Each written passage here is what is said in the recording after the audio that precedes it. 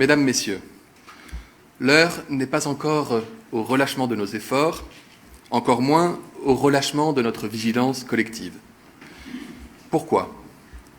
En premier lieu, si nous n'avons pas connu de troisième vague, et contrairement à nombre de nos voisins, nous ne sommes jamais totalement sortis de la deuxième.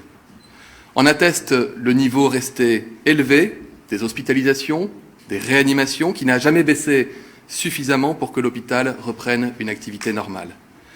Pour preuve, il est toujours nécessaire de déprogrammer un certain nombre de soins et de transférer des malades d'un hôpital vers un autre. Nos soignants vous le diront mieux que je ne le ferai, ce n'est pas terminé. Et chaque semaine, le Covid fait autant de victimes en France que les accidents de la route en font en une année.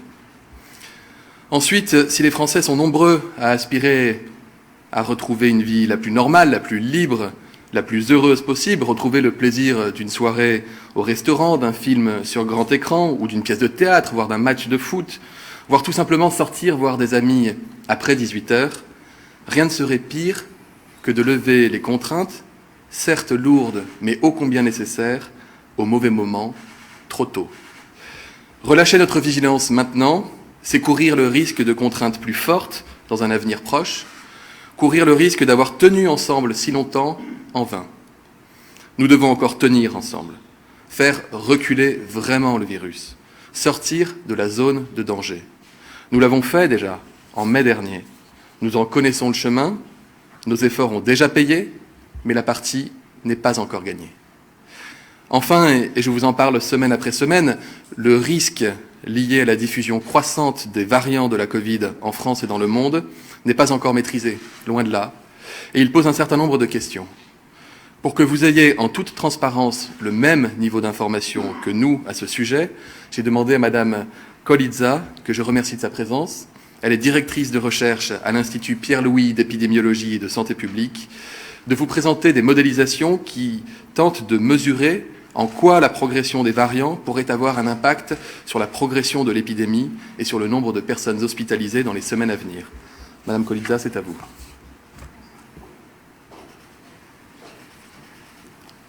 Merci beaucoup, Monsieur le Ministre. Alors, tout d'abord, je voudrais vous présenter le modèle, les types de modèles, vous expliquer exactement comment ça marche. On utilise un modèle qui est bien évidemment calibré sur la population en France, qui tient compte des tranches d'âge, des facteurs de risque, et aussi qui tient compte du nombre de contacts qui sont associés à chaque tranche d'âge. Et puis, on décrit bien évidemment la progression de l'infection, la progression de la maladie selon les personnes, les individus de différents âges.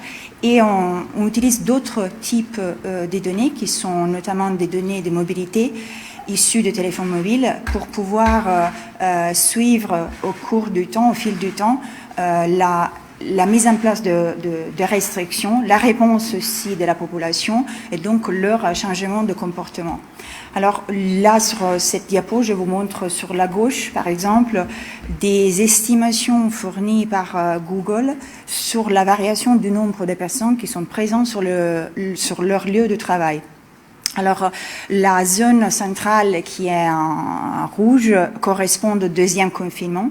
Et c'est ça pour vous montrer qu'effectivement, aujourd'hui, on est à des niveaux qui sont en dessous de moins 20% par rapport à ce qu'on avait dans nos phases pré-pandémiques.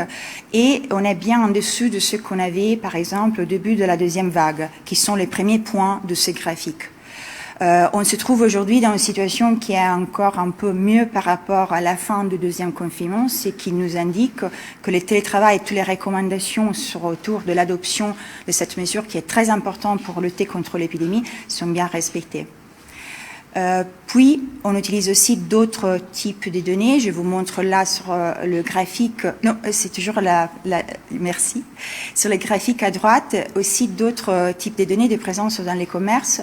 Et ça, c'était plutôt pour vous montrer la tendance qu'on a observée à partir du début de l'année, à cause aussi de recommandations, mais à cause aussi du couvre-feu anticipé et donc une fermeture aussi anticipée des commerces, on voit aujourd'hui une baisse qui est lente mais qui est assez visible sur les données et de toute façon une présence sur le lieu de commerce qui est un peu assez plus faible par rapport à ce qu'on avait par exemple en sortie du confinement et par rapport aussi à ce qu'on avait avant, donc au début de la deuxième vague. Puis, on utilise toutes ces données, on les intègre dans notre modèle, et ça sera la diapo suivante, s'il vous plaît. Merci. On les intègre dans notre modèle au cours du temps pour décrire ce comportement et en même temps, on calibre les modèles sur les données d'hospitalisation, les données d'admission à l'hôpital, les données journalières. Ici, je vous montre les données hebdomadaires pour une simplification de la visualisation. Ces modèles, la ligne que vous voyez, donc, c'est l'issue du modèle, et puis il y a cette zone grise autour de cette ligne qui correspond à l'intervalle de confiance de ces projections. Alors, si on se concentre à nouveau, la zone grise sur la partie à gauche correspond au deuxième confinement. On voit bien qu'il y a eu la deuxième vague et après la descente. Et puis, il y a aussi une indication du couvre-feu qui a été mise en place à 20 heures après le deuxième confinement et le couvre-feu qui a été anticipé à 18 heures dans les mois de janvier. Ce qu'on a pu voir, selon ces analyses, en tenant compte de la présence du variant britannique sur le territoire en France au début de l'année, issu des estimations de la première enquête Flèche, que ces couvre-feux anticipés a eu un impact considérable sur le recul de la souche historique. Ici, j'appelle la souche historique le virus SARS-CoV-2 qui était en circulation dans l'année 2020 avant l'arrivée des variants sur le territoire français. Vous pouvez voir, il y a cette ligne qui est la ligne pointillée. Je regarde toujours le graphique à gauche qui descend au cours du temps. Et ça, c'est l'impact du couvre-feu. En gros, si on avait que ces souches et la souche historique, on serait capable aujourd'hui d'avoir un recul de l'épidémie dans les temps, grâce à ce couvre-feu à 18 heures. En même temps, par contre, on a une augmentation du variant britannique qui est la courbe verte en continu et qui, effectivement, nous on l'a modélisé, mais cette modélisation sont aussi en accord avec les estimations qui sont issues de la deuxième enquête Flèche et qui montrent une augmentation dans les temps de la pourcentage du nombre de cas dus à ces variants. Si on va additionner les deux courbes, ce sont deux dynamiques opposées, on va additionner ces deux courbes, on se retrouve sur un plateau, qui est le plateau qu'on a vécu jusqu'ici, qui a un équilibre, bien évidemment, important à garder, mais en même temps assez fragile. Et puis, ce qu'on voit après les points, il s'agit plutôt des projections du modèle. Et là, je fais juste une petite pause pour distinguer entre une prévision et une projection, si je peux. Une prévision est vraiment un constat, peut-être en probabilité, qui va dire ce qui va s'avérer dans les futurs. Par exemple, je regarde mon téléphone, demain à Paris, il y a 25% de probabilité qu'il va pleuvoir. Une projection, ces prévisions peuvent durer juste, par définition, sont fiables juste sur une courte durée du temps. Donc quelques jours, une semaine, et sert vraiment d'un point de vue très opérationnel pour répondre à des crises, à des alertes qui pourraient être de nature naturelle, comme pour les météos, et dans le cadre d'une épidémie, sert à fournir des indications dans les hôpitaux, donc quel nombre de patients prévoir qui peuvent arriver dans les hôpitaux, le nombre de lits, etc. Là, il s'agit plutôt de projections qui sont sur plus long terme et qui sont toujours sujets à des conditions. Donc, il y a une hypothèse, si on est dans ces conditions, on va voir ces types d'évolution de l'épidémie. On s'attend à ces types d'évolution de l'épidémie. Si on oublie la partie de la condition, on n'est pas capable d'interpréter effectivement et de façon correcte ces projections. Alors, sur le graphique à gauche, la condition qu'on a mis est le maintien de la situation que nous, on a estimée sur les données d'hospitalisation jusqu'à la semaine 5. Et donc projeté dans les temps, on voit bien qu'il y a une augmentation du nombre d'hospitalisations hebdomadaires à cause de l'augmentation du variant dans les temps, même si on est capable de continuer à faire baisser la souche historique. Sur la partie à droite, on a aussi considéré une autre hypothèse, qui est une hypothèse d'assouplissement de mesures. L'hypothèse correspond à un 10% supplémentaire d'augmentation de R effective du non-VOC et qui va accélérer encore plus largement cette dynamique d'augmentation. Donc, on va réduire les temps qu'on a à disposition sur ces plateaux. Et puis, on a fait une troisième hypothèse, qui est la diapo suivante. Alors, surtout à gauche, on a toujours le même graphique de maintien de la situation de la semaine 5. Et à droite, on a par contre une hypothèse de renforcement de mesures de distanciation sociale qui pourrait se traduire avec plusieurs façons. Par exemple, un renforcement de tester, alerter, protéger, qu'on sait bien qu'il y a déjà mis en place à cause du variant britannique et qu'on sait aussi que d'un point de vue épidémiologique est très efficace parce qu'il va là où il y a le virus qui se propage pour casser cette chaîne de transmission. Dans ces cas-là, on pourrait avoir une plus forte réduction, pas seulement de la souche historique, mais aussi du variant britannique dans les temps. Et ça pourrait nous apporter en conditions encore sur ces plateaux pour plus long terme, donc gagner du temps par rapport au moment où on pourrait avoir la vaccination de façon plus large, donc impacter la courbe épidémique.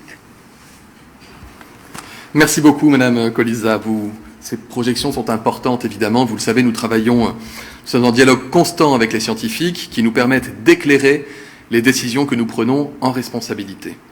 Ces projections, vous l'avez dit, elles ont leur marge d'incertitude, mais elles nous montrent ce qui pourrait se passer dans les prochaines semaines. C'est la raison pour laquelle nous devons redoubler de vigilance. Nous sommes parvenus à ne pas reconfiner le pays au mois de janvier, en renforçant différentes mesures, notamment le couvre-feu dont vous avez parlé, mais également le télétravail. Et je le dis sans phare, les semaines devant nous, les prochaines semaines, sont des semaines clés. Cette incertitude autour des variants doit nous inciter à la vigilance absolue, pour que, comme par le passé, nous soyons capables de faire mentir ces courbes. En dehors des mesures de gestion, et vous l'avez dit, Madame Colisa, notre arme, l'une des armes les plus puissantes dont nous disposons, c'est notre dispositif testé, alerté, protégé. Il compte parmi les plus solides au monde et nous l'avons considérablement renforcé semaine après semaine. Les Français se font tester en laboratoire, en pharmacie, en test PCR, en test antigénique, gratuitement, sans ordonnance, avec un délai rapide de rendez-vous et des résultats rendus dans la journée. Plus de 2 millions de tests sont réalisés chaque semaine dans les quelques 12 000 sites de tests existants. Et je remercie à nouveau les biologistes, les techniciens de laboratoire, pharmaciens, médecins, infirmiers, tous les soignants qui sont mobilisés et dans la durée. Désormais, la très grande majorité des tests, quand ils sont positifs, antigéniques ou PCR, sont passés en criblage ou en séquençage. J'en ai parlé la semaine dernière et il y a 2 semaines. Ce sont des techniques qui nous permettent de connaître au jour le jour le nombre et la part des différents variants dans l'épidémie, et cela dans chaque département. Nous sommes actuellement l'un des seuls pays à le faire. Ainsi, nous savons que 36% des cas positifs criblés correspondent à des variants dits britanniques et que 5% correspondent à des variants dits brésiliens ou sud-africains. Nous savons aussi qu'il existe une forte disparité sur le territoire, comme vous pouvez le voir sur la carte qui s'affiche et qui sera publiée par Santé publique France dans la soirée. C'est aussi grâce à cette mesure fine et quotidienne que nous avons pu la semaine dernière, par exemple, identifier la hausse des variants sud-africains en Moselle, où je me suis rendu vendredi dernier, conduisant à renforcer différentes mesures pour en contenir la diffusion locale. À l'heure à laquelle je vous parle, l'incidence est stabilisée, voire en légère baisse en Moselle. Cette vigilance et cette action au plus près du terrain, département par département, elle est clé pour lutter contre le virus dans les territoires où il progresse le plus. C'est le cas notamment à Dunkerque, dans le département du Nord, où le taux de variant britannique est à 72% et où l'incidence en hausse régulière dépasse les 600 cas pour 100 000 habitants par semaine. Je pense aussi à Mayotte, j'en parlais avec le ministre en charge des Outre-mer, Sébastien Lecornu, avec qui nous agissons ensemble. Le variant sud-africain y pèse pour 69% des cas. La pression sanitaire y est très élevée et nous mobilisons le service de santé des armées avec l'aide de Florence Parly. C'est aussi un élément clé pour tenter de saisir et anticiper l'impact de ces variants sur l'épidémie. Par exemple, voir si ce que nous constatons au jour le jour correspond aux projections comme celle qui vous a été présentée. Dans certains territoires, ce que je viens de citer notamment, il y a un lien clair entre la flambée épidémique et la montée des variants. Nous pouvons alors constater cela. Mais force est aussi de constater qu'un fort taux de variants ne s'accompagne pas toujours, en tout cas pas au début, d'une augmentation du nombre des contaminations. Et l'honnêteté m'oblige à vous dire que pour l'heure, nous ne savons pas l'expliquer. Je partage ces constatations précoces avec nombre de mes homologues, ministres de la Santé européens. J'étais tout à l'heure au G7 pour en parler avec eux. Ils sont pour certains d'entre eux dans la même situation que nous. Notre stratégie tester, alerter, protéger, c'est aussi dès la semaine prochaine, à partir de la semaine prochaine, et nous serons d'ailleurs l'un des premiers pays en Europe à le faire, le déploiement de tests salivaires, en premier lieu dans les écoles, au retour des congés scolaires, et dans les départements à plus forte circulation virale. Cela montera progressivement en charge et nous l'étendrons ensuite à d'autres publics, dont les soignants, parce qu'ils sont amenés à être testés plus souvent que les autres. Ce renforcement de notre stratégie de test s'accompagne du renforcement continuel des moyens humains et techniques dans les agences régionales de santé, à l'assurance maladie, ces milliers de personnes qui sont formées et qui vous appellent dans les 24 heures si vous êtes cas positif et qui peuvent alerter dans la foulée l'ensemble de vos cas contacts. Notre capacité à alerter les personnes et à remonter les chaînes de contamination a également été augmentée en vous proposant depuis le 20 janvier le passage d'un infirmier ou d'une infirmière libérale chez vous pour répondre à vos questions, vérifier si vous ne manquez de rien et tester, si besoin, les personnes qui vivent dans votre foyer. Plus de 32 000 visites à domicile ont déjà été réalisées depuis le 21 janvier. Elles sont évidemment entièrement prises en charge. Si vous êtes particulièrement isolé chez vous et confiné, sachez que vous pouvez compter sur le soutien humain et matériel de quelques 1500 travailleurs sociaux, avec l'appui de vos communes et départements, qu'il s'agisse d'organiser un portage de repas chez vous, de vous aider pour vos courses, la garde de vos enfants, vous proposer un hébergement en hôtel si votre logement n'est pas adapté à l'isolement, vous accompagner dans vos démarches administratives ou vous apporter du soutien psychologique. Nous avons enfin renforcé la mise à l'abri ou isolement des personnes dont le test est positif ainsi que des cas contacts.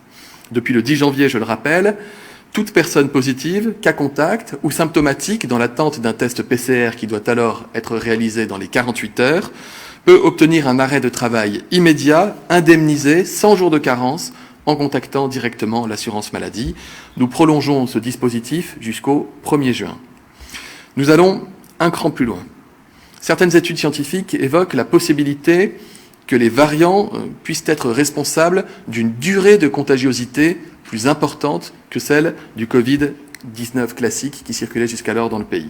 Sans attendre la confirmation, et dans la mesure où la part de variants dans les contaminations est devenue élevée, j'ai décidé que la durée de l'isolement de tous les patients dont un test diagnostique est positif passera à compter de lundi de 7 à 10 jours. Elle restera en revanche de 7 jours pour les cas contacts. Quelques mots sur la vaccination. 3 vaccins, vous le savez, sont actuellement validés par l'Agence européenne du médicament. Un 4e sera bientôt examiné. Sur ces 3 vaccins, 2 sont dits des vaccins à ARN messager. Ce sont les vaccins Pfizer et Moderna. Ils sont accessibles depuis plusieurs semaines dans un millier de centres de vaccination sur tout le territoire. Ils nécessitent 2 injections distantes de 4 semaines. Peuvent actuellement en bénéficier les Français âgés de 75 ans et plus, ainsi que des personnes fragiles sur ordonnance de leur médecin. Le rythme des vaccinations reste très élevé dans notre pays, comme vous pouvez le voir sur ce graphe. Nous vaccinons à flux tendu, au rythme de livraison par les laboratoires. Et nous développons les productions en France et en Europe. Vous le savez, nous avons fait le choix de prioriser les plus fragiles, les plus âgés, ce qui a nécessité une logistique extrêmement complexe, notamment dans les premiers jours de la campagne vaccinale. Voici quels sont nos premiers résultats. Ils vont s'afficher. L'âge moyen du Français vacciné est de 72 ans. Il est à titre de comparaison aux alentours de 65 ans en Allemagne, 60 ans en Espagne et 50 à 55 ans en Italie. Plus de 75% des personnes âgées résidant en EHPAD ont reçu au moins une dose de vaccin. C'est un point qui est absolument essentiel pour limiter les cas graves et limiter les décès. Nous serons d'ailleurs bientôt en mesure d'en estimer la portée. En février, puis en mars, la vaccination des 75 ans et plus va se poursuivre, avec une augmentation progressive du rythme, toujours à mesure que les livraisons de vaccins s'accélèrent. Je sais que les attentes sont très fortes et je les comprends. Beaucoup de personnes souhaitent se faire vacciner et n'arrivent pas encore à trouver un rendez-vous alors qu'elles sont dans la cible. Les choses vont se faire progressivement et rapidement. Des rendez-vous ouvrent tous les jours. Depuis lundi, plus de 250 000 créneaux de rendez-vous ont ainsi été alloués dans les différents centres de vaccination du pays. Et cette dynamique va continuer pour atteindre un total de 1,2 million de premières injections au minimum au mois de mars. Entre fin mars et la mi-avril, en fonction en fait de l'adhésion des personnes âgées de 75 ans et plus à la vaccination, nous espérons être en mesure d'ouvrir la vaccination, cette fois-ci aux personnes âgées de 65 à 74 ans. Je suis, comme ministre des Solidarités, particulièrement sensible à ce que les personnes âgées, précaires, puissent bénéficier de la vaccination au même titre que tous les citoyens. Pour cela, j'ai demandé aux agences régionales de santé, à l'assurance maladie, aux préfets, aux maires, aux CCAS, aux associations qui étaient réunies par le Premier ministre en ma présence ce matin, de développer des opérations dites d'aller vers, c'est-à-dire des vaccins qui peuvent être administrés dans le cadre de bus ambulants, de barnums temporaires installés dans les quartiers populaires. Et j'encouragerai également toute autre action visant à ce que les inégalités sociales n'accroissent pas les inégalités de santé. Un troisième vaccin, je le disais, a été validé, vous le connaissez, le vaccin AstraZeneca. Ce vaccin, de mécanisme différent, est lui accessible aux Français âgés de 65 ans et moins, 64 ans et moins. Nous l'avons d'abord rendu accessible dans les hôpitaux pour vacciner en priorité les soignants, les pompiers, les aides à domicile de moins de 65 ans. 80 000 personnes ont ainsi été vaccinées en 10 jours. Le rappel de ce vaccin se fait 9 à 12 semaines après la première injection. Je souhaite rappeler que le vaccin AstraZeneca est un vaccin efficace et le déploiement de son utilisation chez les professionnels de santé et les personnes de moins de 65 ans souffrant de comorbidité dans un futur proche est justifié. Il est plus efficace sur les formes graves que sur les formes légères et c'est d'ailleurs un enjeu absolument essentiel puisque nous souhaitons en priorité protéger les personnes les plus fragiles et limiter les formes graves. Ce vaccin, nous l'observons, et ce n'est pas exceptionnel avec un vaccin, peut entraîner des effets indésirables tels que fièvre passagère, maux de tête, fatigue transitoire. Ces symptômes, ils peuvent être gênants, mais ils sont bénins et ils sont temporaires. Ils sont responsables, ici et là, d'arrêts de travail, on le voit dans certains hôpitaux, raison d'ailleurs pour laquelle nous avons recommandé avec l'Agence nationale de sécurité du médicament, ainsi que le conseil d'orientation de la stratégie vaccinale, de ne pas vacciner toute une équipe hospitalière le même jour, au même moment. L'Allemagne émet d'ailleurs les mêmes recommandations dans les mêmes conditions. Il est central qu'un maximum de soignants continuent de se protéger en se faisant vacciner. Les scientifiques, les agences sanitaires, l'Organisation mondiale de la santé considèrent que le vaccin AstraZeneca est efficace dans une grande majorité des cas, y compris dans le cadre d'un variant britannique, même si des incertitudes, vous le savez, existent s'agissant du variant sud-africain, mais nous avons peu de données pour conclure. Dès aujourd'hui, j'invite les médecins hospitaliers à vacciner avec le vaccin AstraZeneca leurs patients âgés de 50 à 64 ans inclus, lorsqu'ils ont des facteurs de risque de forme grave, qu'on appelle aussi des comorbidités, telles que le diabète ou l'obésité. Et dès le 25 février, près de 30 000 médecins généralistes se sont déjà portés volontaires pour vacciner dans leur cabinet leurs patients âgés de 50 à 64 ans, toujours lorsqu'ils ont des comorbidités. Dans le courant du mois de mars, nous rendrons le vaccin AstraZeneca accessible directement en pharmacie, cette fois-ci pour tous les Français entre 50 et 64 ans, ainsi que chez leurs médecins, infirmiers et tout autre professionnel de santé habilité à vacciner. Notre campagne va donc prendre encore davantage d'ampleur en mars.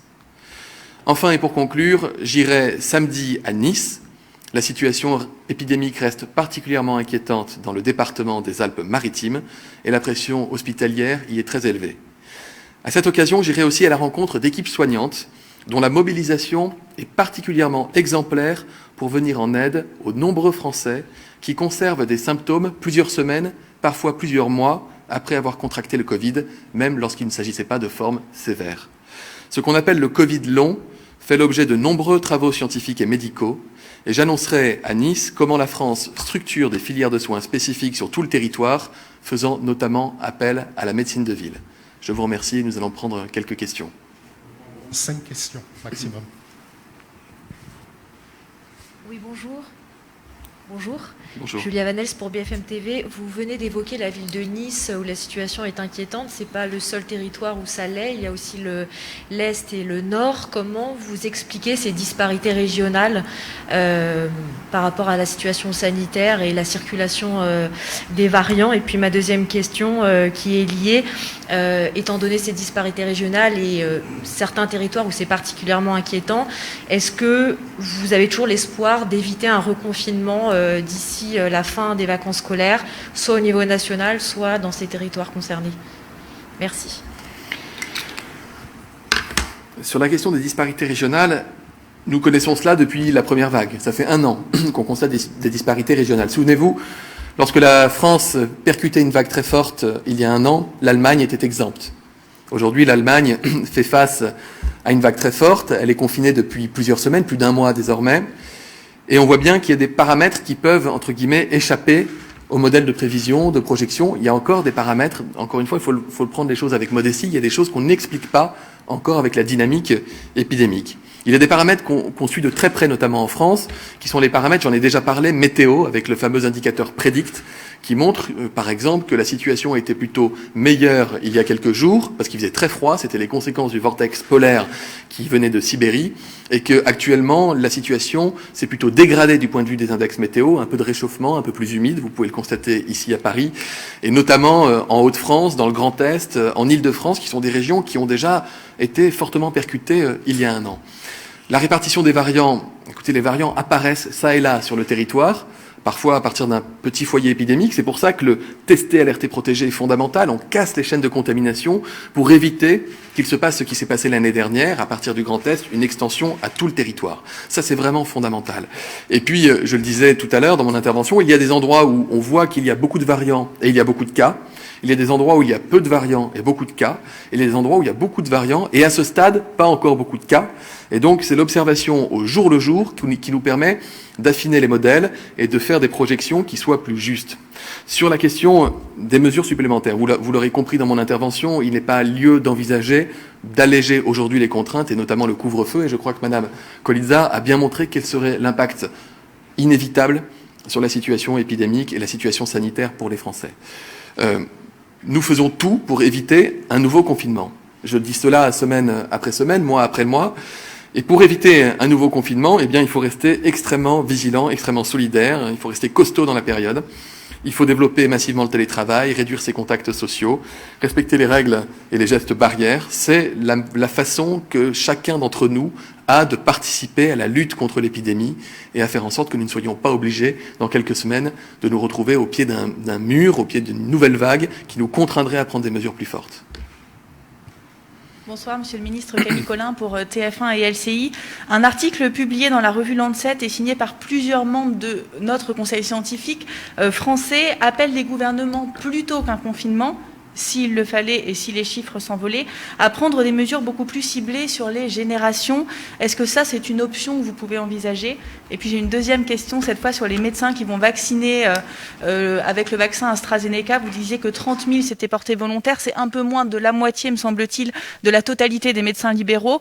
Est-ce que vous y voyez une défiance du corps médical sur ce vaccin? Comment vous l'interprétez? Merci beaucoup. Non, je réponds tout de suite à la deuxième question. Non, plus de 30 000 médecins généralistes inscrits en moins de 3 jours.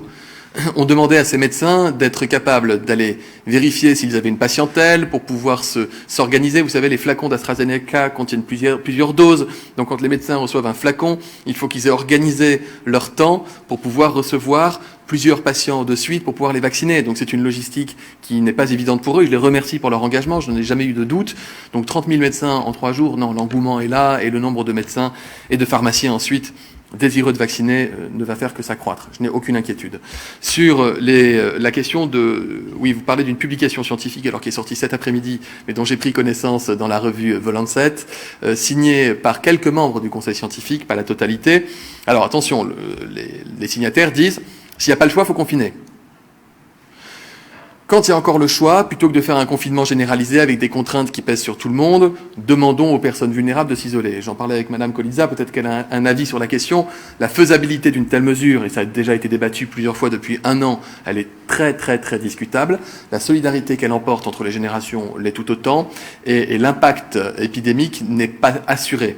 Donc, encore une fois, les moyens de ne pas avoir à nous poser ce type de questions, c'est encore une fois de ne pas relâcher nos efforts dans la période, même si j'entends, vous savez, je lis la presse comme vous, enfin vous la faites, moi je la lis, et je vois beaucoup d'articles, parfois des sondages où les Français disent, et on les comprend, ils en ont marre, rouvrez les bars, les restaurants, rouvrez les cinémas, rouvrez les théâtres. On aimerait pouvoir le faire. Mais si on le faisait maintenant, ça ne serait absolument pas responsable, car nous prendrions le risque de tout fermer dans 2 semaines. Je le dis comme je le pense. Paul Moisson pour France Télévisions. Du personnel médical est arrivé en renfort à La Réunion, des soignants militaires à Mayotte. Est-ce que la situation dans ces territoires d'outre-mer est sous contrôle? C'est ma première question. La deuxième, c'est à 66 ans, on a appris que l'ancien président Nicolas Sarkozy semblerait s'être fait vacciner au mois de janvier. Savez-vous pourquoi et dans quelles conditions? Sur la question des territoires ultramarins, donc je disais qu'avec Sébastien Lecornu, avec Florence Parly, pour le côté santé militaire, nous agissons là-bas depuis des semaines, parce que effectivement, vous avez raison de le dire, la situation sanitaire est plus qu'inquiétante à Mayotte, plus qu'inquiétante, avec un nombre d'hospitalisations important et une épidémie qui n'est pas sous contrôle. C'est d'ailleurs pourquoi un confinement a été prononcé, généralisé celui-ci, depuis maintenant 2 semaines sur l'ensemble de l'île.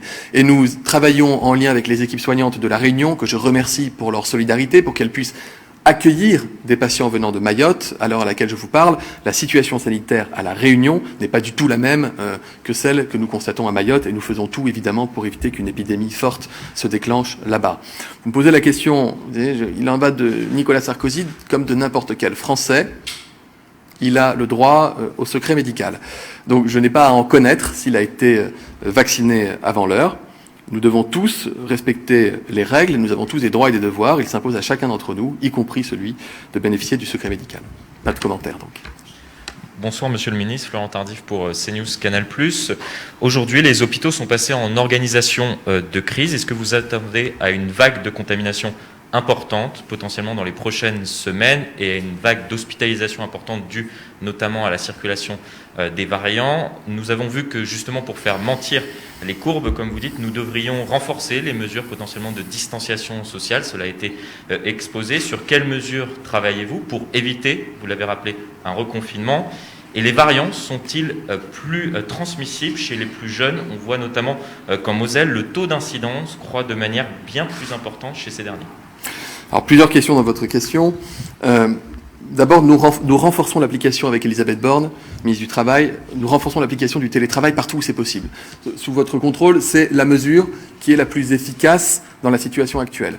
C'est 40%, disait Arnaud Fontanet dans sa dernière étude, 40% de l'efficacité des mesures actuelles repose sur l'application du télétravail. On est moins en contact avec les gens, on est moins tenté de partager un repas avec les gens.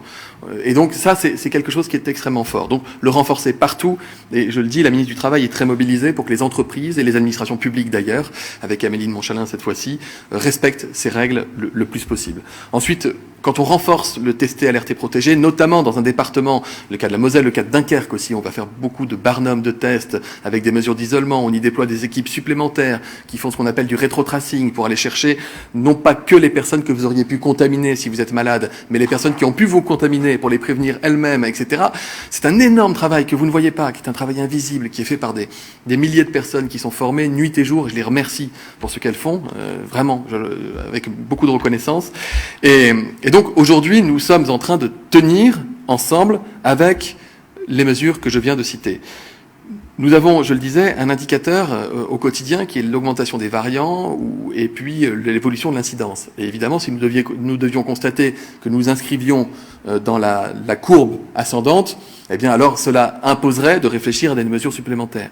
Mais on a, comment dirais-je, on a un peu de temps d'avance par rapport à la montée de la courbe, vous voyez sur les modèles, et donc c'est d'ailleurs ce que nous avait dit le Conseil scientifique en janvier, et chaque semaine que nous gagnons sur des mesures plus dures, chaque semaine que nous gagnons sur l'épidémie, c'est une semaine au cours de laquelle nous vaccinons davantage, c'est une semaine au cours de laquelle nous renforçons encore nos dispositifs de lutte contre l'épidémie, et c'est une semaine qui, ce n'est pas anecdotique, nous rapproche de jours meilleurs en termes climatiques, où on a vu cet été que l'Europe avait été relativement indemne d'épidémie lorsqu'il faisait plus beau, plus chaud, Donc voilà, c'est vraiment ce combat que nous menons aujourd'hui. Je ne peux pas vous dire en franchise s'il est forcément gagné et si dans 2 semaines nous ne serons pas obligés de prendre des mesures supplémentaires, mais nous avons aujourd'hui des moyens extrêmement précis, territorialisés, qui nous permettent de voir venir les choses et de prendre les bonnes décisions au bon moment. Prenons une dernière question. Bonjour, Hélène Terzion pour Europe 1. Les résidents en EHPAD sont majoritairement protégés, vous l'avez dit tout à l'heure, 75% d'entre eux ont reçu au moins une injection. Plusieurs pensionnaires nous ont confié qu'ils ne comprenaient pas pourquoi les règles étaient pourtant toujours aussi strictes dans les EHPAD, notamment les visites restreintes. Ils disent qu'ils n'ont plus le temps d'attendre. Qu'est-ce que vous leur répondez, Monsieur le Ministre ? Je leur réponds que nous y travaillons. Nous rencontrons les fédérations d'EHPAD régulièrement avec Brigitte Bourguignon, qui est ministre déléguée en charge de l'autonomie. Évidemment que la question, elle se pose, elle est légitime. Moi, je suis allé dans un EHPAD, mais il se trouve qu'il y avait 90 résidents qui étaient vaccinés et 15 qui ne l'étaient pas. 2 parce qu'ils ne l'avaient pas souhaité et les autres parce qu'ils ne le pouvaient pas au regard de leur état de santé ou parce qu'ils avaient été malades quelques semaines auparavant. Que dit-on dans cet établissement ? Que dit-on aux 15 personnes qui ont quand même le droit d'avoir la protection de leur santé ? Donc c'est un sujet qui est plus complexe qu'il n'y paraît. Je comprends encore une fois parfaitement la demande, elle est légitime. J'ai dit tout à l'heure dans mon intervention qu'on serait bientôt en mesure de dire si la vaccination en EHPAD permet d'éviter les formes graves, d'éviter les hospitalisations. Quand nous aurons ces données fiables, aucun pays européen encore ne dispose de données publiées fiables de ce point de vue-là. Et j'espère, comme vous, j'imagine, puisque vous me posez la question, et comme les 700 000 résidents en EHPAD et toutes leurs familles, que nous pourrons lever davantage les contraintes sanitaires qu'ils subissent depuis maintenant 1 an. Merci beaucoup. Merci.